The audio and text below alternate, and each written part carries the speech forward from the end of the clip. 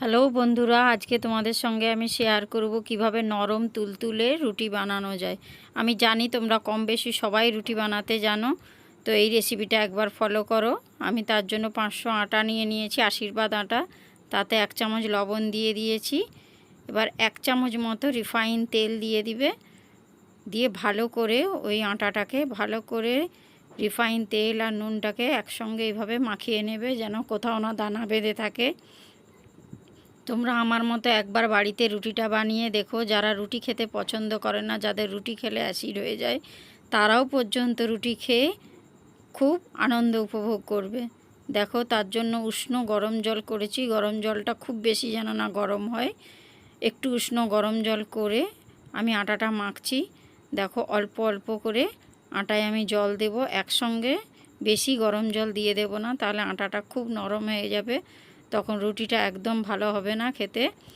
এভাবে অল্প অল্প করে দিয়ে মাখতে হবে, যেন ডোটা বেশ সুন্দর হয়, খুব নরমও না হয়, খুব শক্তও না হয়। এইভাবে অল্প অল্প করে তোমরা গরম জলটা দিয়ে মাখবে। দেখো, খুব বেশি যদি গরম হতো তাহলে আমি হয়তো হাতে করে মাখতে পারতাম না। তো তোমরাও এইভাবে খুব বেশি গরম জল দেবে না, উষ্ণ গরম জল দিয়ে তোমরা এই আটাটাকে মাখবে ভালো করে। দেখবে রুটিটা একদম তুলতুলে নরম হবে এবং মুখে দেওয়ার সাথে সাথেই মিলিয়ে যাবে। তোমরা একবার আমার মতো বাড়িতে রুটি ট্রাই করে দেখো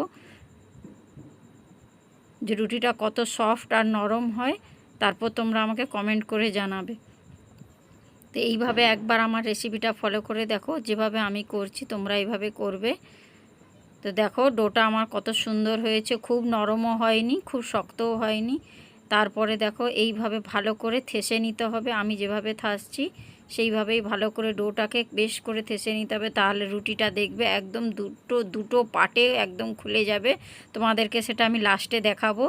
এইভাবে ভালো করে থেসে নিবে। দেখো, ডোটা আমার একদম রেডি, কোথাও একটুও ভাঁজ নেই।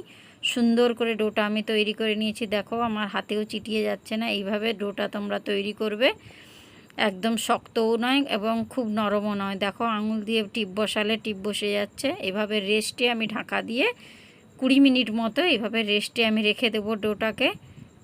তারপরে দেখো, 20 মিনিট পর এসে ডোটাকে এইভাবে করে ভালো করে ঠেসে নিতে হবে, দু হাতে করে ভালো করে। যত এভাবে ডলবে তত দেখবে রুটিটা একদম সুন্দর দুটো পাটে একদম ফুলে উঠবে এবং দুটো পাট একদম আলাদা হয়ে যাবে, একদম নরম তুলতুলে রুটি হবে। এইভাবে তোমরা করবে, এইভাবে গোল গোল করে তোমরা নেচি কেটে নেবে। আগে আমি যেভাবে কেটে নিচ্ছি, আমার যতগুলো হয় সেই মতো করব।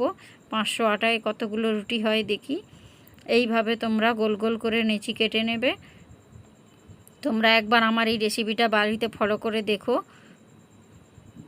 দেখো, এইভাবে আমি লেচিগুলো কেটে নিয়েছি এবং লেচিগুলোকে হাতে তালুতে তেল মাখিয়ে একটু ভালো করে প্রেস করে নিয়ে একদম সুন্দর করে লেচিগুলো গোল গোল করে সাইজ করে নিয়েছি।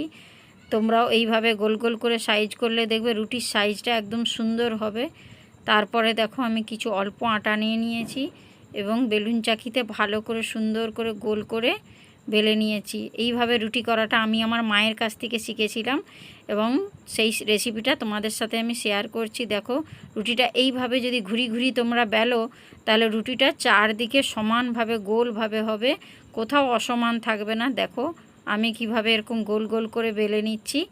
এইভাবে ঘুরিয়ে ঘুরিয়ে তোমরা বেলবে, দেখবে রুটিটা একদম শেপটা গোল হবে, আঁকা বাঁকাও হবে না, কিছু না। এবং অল্প অল্প আটা দেবে, খুব বেশি আটা দিলে রুটির উপরটা যেন আটার গুঁড়িতে বড়বড় করে, খেতেও খুব একটা ভালো লাগে না। এইভাবে করবে। দেখো, আমি যেভাবে করেছি এইভাবে বেশ কতগুলো রুটি আমি বেলে নিয়েছি আগে। দেখো, কতগুলো রুটি বেলেছি সেটাই তোমাদেরকে দেখাচ্ছি। একইভাবে একই পদ্ধতিতে আমি কতগুলো রুটি বেলেছি। এভাবে বেলে আমি একটা থালায় রুটিগুলো আগে রেখে দিয়েছি। তারপরে দেখো, কড়াই তাওয়াটা বসিয়েছিলাম, তাওয়াটা গরম হয়ে গেলে তারপর আমি একটা একটা করে রুটি দিয়েছি। প্রথমে দেখো, আমি একটা রুটি তাওয়ায় দিয়েছি।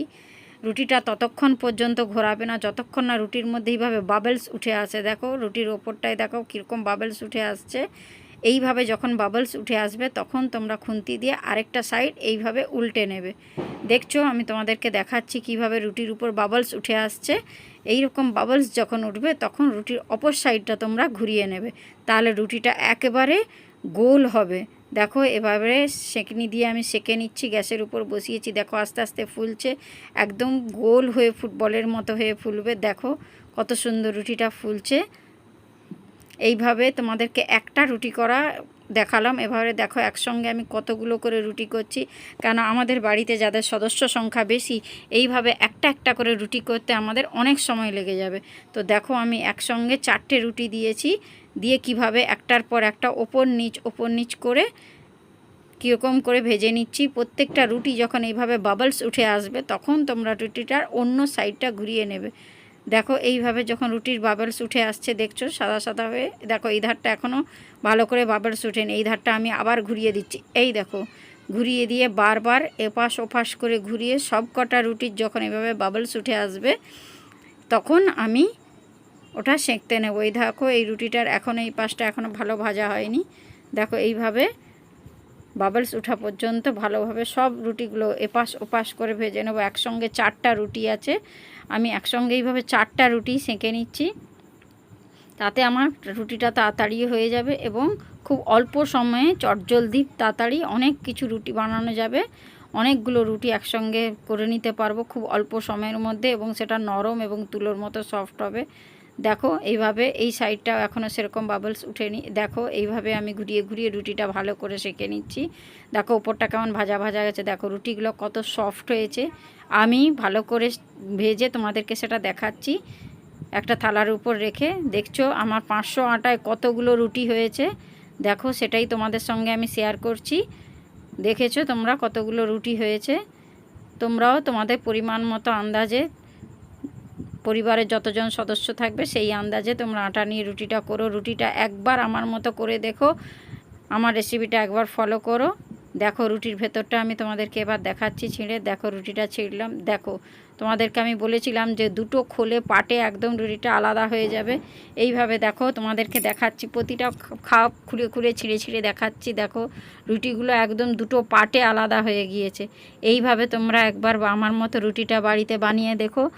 আমি তোমাদেরকে কথা দিচ্ছি, রুটি খেলে একেবারে সবাই, যারা রুটি খেতে পছন্দ করে না তারাও পর্যন্ত রুটি খাবে।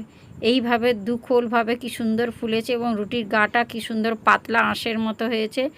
হ্যাঁ দেখতেও কত সুন্দর হয়েছে। এবং দেখো তোমরা ছিঁড়ার রুটির যেভাবে টুকরো করছি সেটা দেখে তোমরা বুঝতে পারছো যে রুটিটা কত সফট হয়েছে। দেখো আমি আবার তোমাদেরকে দেখাচ্ছি, দেখো রুটিটা কিভাবে টুকরো টুকরো হয়ে যাচ্ছে এবং দুটো খোলে কিভাবে আলাদা হয়ে যাচ্ছে। কার কার আমার রেসিপিটা ভালো লাগলো তারা একটু কমেন্ট, লাইক, শেয়ার করে আমার পাশে থেকেও আমার বেল আইকনটা প্রেস করে সাবস্ক্রাইব করে দিই।